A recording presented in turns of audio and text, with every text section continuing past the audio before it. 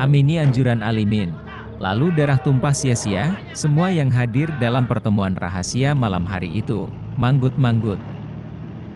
Mengamini anjuran dari Alimin, sebagai salah satu pengurus pusat Partai Komunis Indonesia. Mata mereka merah nanar. Udara malam pada Juni 1925 terasa dingin menusuk, dan turut mengentalkan tekad seluruh aktivis PKI, untuk melakukan pemberontakan serentak, pada Juli 1926, di seantero Nusantara. Selama setahun, pemberontakan itu didahului serentetan pemogokan buruh, tani, dan nelayan, tanpa putus di berbagai tempat. Alimin menyusun segala pemogokan secara berurutan. Pemogokan buruh terus terjadi di Semarang, Surabaya, Jakarta, Medan, dan berbagai tempat lain. Bara buruh melumpuhkan pabrik. Sampai Mei 1925 saja, tercatat 65 kali pemogokan terjadi, dengan melibatkan 3.000 anggota komunis. Surat kabar revolusioner seperti API, Merdeka, Pro, Etar, Halilintar, dan Guntur, semakin gencar menyerang, pemerintahan pun demikian, kaum tani dan nelayan tak ketinggalan. Darah para aktivis PKI semakin mendidih. Tak sabar hari pemberontakan itu tiba. Mereka segera ingin menumpahkan darah serdadu Belanda membasahi tubuh dan bajunya. Sebagaimana pada Perang Baratayuda, Sima sangat haus menenggak arah Dursasana. Sebagaimana Drupadi yang ingin mencuci rambutnya dengan darah Dursasana. Di ujung tahun 1925, ditiup angin basah bulan Desember, pemimpin-pemimpin PKI mengadakan pertemuan di Prambanan yang dipimpin oleh Alimin. Pertemuan ini dihadiri oleh tokoh-tokoh PKI, di antaranya Budi Sucipto, Aliar Cham, Sugono, Suratharjo, Martojo, Jatim, Sukirno, Suwarno, Kusno dan lain-lain. Sedang Said Ali, pemimpin PKI cabang Sumatera Barat, pada pertemuan ini hadir mewakili seluruh Sumatera, mengadakan pertemuan kilat di Prambanan. Setelah membahas situasi terakhir, pertemuan Prambanan memutuskan, PKI sepakat mengadakan pemberontakan pada Juli 1926. Para petani, buruh, dan nelayan, berhasil dihasut oleh Alimin, Musso, dan kawan-kawan. Setelah pemogokan, kemudian disambung aksi bersenjata. Kaum tani pun dipersenjatai, dan serdadu-serdadu pribumi pun ditarik dalam pemberontakan ini. Sementara, Belanda semakin keras untuk menindak pengurus PKI. Pada Januari 1926, Belanda memutuskan untuk menangkap Musso, Budi Sucipto, dan Sugono.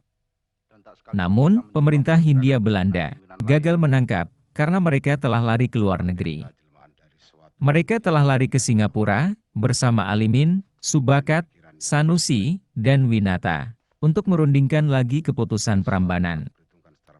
Keputusan pemberontakan ini tak disetujui oleh Tan Malaka. Ia adalah satu-satunya tokoh Indonesia yang mewakili jaringan komunis internasional, Komintern, untuk wilayah Asia Tenggara. Saat itu Tan Malaka berada di Bangkok, kantor pusat Komintern wilayah Asia Tenggara. Bahkan, Stalin sebagai pemimpin tertinggi di Rusia pun tidak setuju. Karena situasinya belum siap. Akan tetapi, para tokoh PKI yang tersisa di Indonesia nekat melakukan pemberontakan. Padahal, seluruh pimpinan tinggi partai PKI tidak ada di Indonesia. Mereka sedang melarikan diri.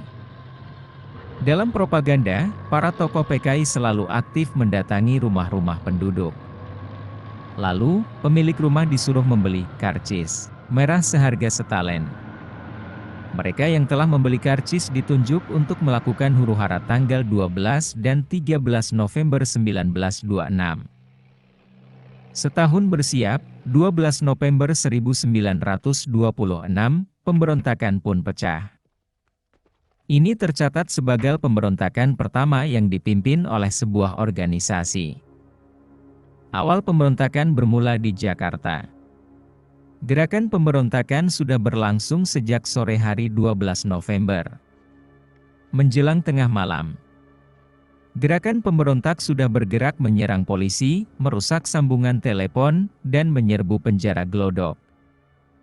Ratusan orang juga menyerang polisi di daerah Meester Cornelis, Jatinegara. Dari Kampung Karet, 200 orang menuju Jakarta Kota. Mereka begitu percaya diri. Masa yang lain muncul dari Mangga II. Sementara, serombongan orang dari Tanah Abang berpapasan dengan 2 orang reserse Belanda. Duel pun terjadi, 2 reserse itu mengalami naas. Darah serdadu Belanda pun tumpah, membasahi tangan mereka. Rata-rata pemberontak membawa senjata berupa golok, pedang, tombak, dan senjata api rampasan. Senjata-senjata itu haus darah. Kantor telepon mereka duduki. Pos polisi diserbu, sasaran bukan hanya milik pemerintah, tetapi juga penguasa pribumi. Di Meester Cornelis, rumah asisten Wedana, diobrak-obrik. Setelah berlangsung 2 hari, pemberontakan baru bisa dipadamkan. Penjara Glodok, Salemba dan rumah Gubernur Jenderal Hindia Belanda, Van Limburg-Stirum, diserang oleh anggota PKI. Orang-orang PKI juga melakukan serangkaian perusakan, kantor telepon dan telegraf diserang. Rel kereta api di Santen, dirusak dan dibongkar.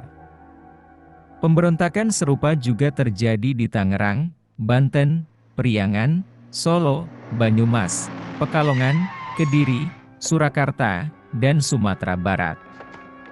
Pemberontakan paling keras terjadi di Priangan dan Banten. Di kedua daerah itu, momen pemberontakan bertemu dengan keresahan luas di kalangan kaum tani. Sebagian besar pemberontak hanya bersenjatakan pisau dan kelewang. Hanya sebagian kecil yang menggunakan senapan. Mereka seolah muncul begitu saja. Massa berbondong-bondong, membawa senjata. Tak takut bermuka-muka dengan aparat kolonial. Anyir darah memenuhi udara. Di Priangan Tengah, kader PKI melakukan serbuan pada jam 9.30 malam, menyerang pos polisi di Nacik. Seorang agen polisi yang mencoba memberikan perlawanan terhadap kaum pemberontak mendapat luka-luka. Pada malam itu, kaum pemberontak membongkar rel kereta api Rancaikek untuk mencegah lalu lintas kereta api yang mengangkut serdadu. Di Batu Jajar, kaum pemberontak juga menyerbu rumah kepala desa dan dibakar bersama rumahnya. Pemberontakan juga terjadi di Cimahi. Jembatan yang menghubungkan jalan dari Garut ke Bandung dirusak, juga jembatan di Cilis. Di Sumatera, pemberontakan PKI baru dimulai tanggal 1 Januari 1927. Pusat pemberontakan berlangsung di Sawah Lunto, Silungkang. Di sini, pemberontakan dipimpin langsung oleh PKI dan Sarekat Rakyat, SR. Sejumlah opsir berdarah Indonesia juga berpartisipasi dalam pemberontakan. PKI Sawah Lunto memprovokasi kaum tani yang muslimin. Dari pemberontakan, PKI melakukan tipu muslihat dengan mengeksploitasi penderitaan para petani. Sesungguhnya, PKI hanya mengumpankan kepada Belanda. Orang-orang PKI mengatakan, apabila memberontak, akan datang kapal terbang Angkatan Udara Turki ditugaskan oleh Kemal Atatürk membantu pemberontakan. Namun, itu hanya isapan jempol belaka.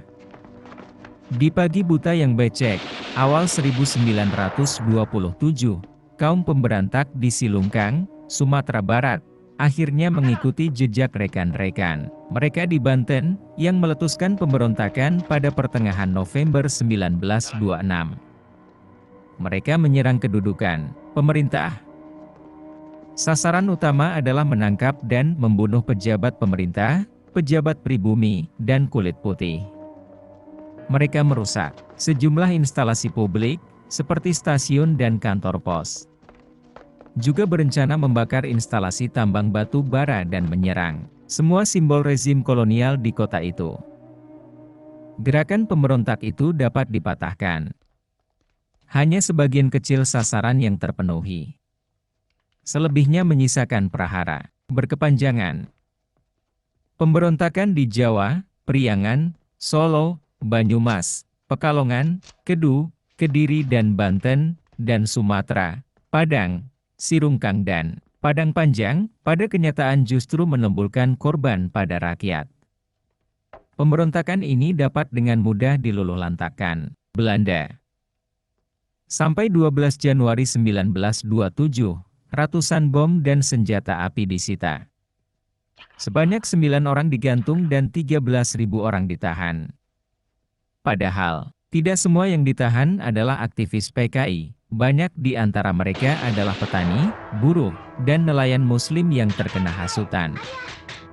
Kebanyakan mereka dibuang keluar Sumatera Barat, termasuk ke Digul. Mereka berakhir sebagai pesakitan di terali penjara. Diiringi tangis tak henti para istri, serta nestapa nasib anak-anak mereka yang yatim. Sementara seluruh petinggi PKI, seperti Musso, Alimin, Darsono dan lainnya, menghilang dari Indonesia tak jelas rimbanya.